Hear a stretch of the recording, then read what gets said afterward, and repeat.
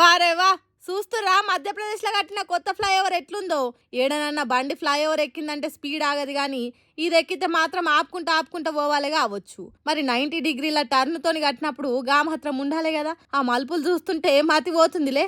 ఇక్కడి బండి అక్కడ పోవాలన్నా అక్కడి బండి ఇటు రావాలన్నా ఏదో ఒక దిక్కులు చాలా వెనక కాగాలి. అప్పుడు ఇళ్ళకి మలపనీకి వస్తుంది. సిగ్నల్ వేసి పంపుదామన్నా సెట్ కాదు. మరి ఎసొంటి మ్యాప్ గీసి దీన్ని కట్టిరో గాని ఇంత చిత్ర విచిత్రాల ఫ్లైఓవర్ను చూసి అవాక్కైతురు పబ్లిక్ అంతా.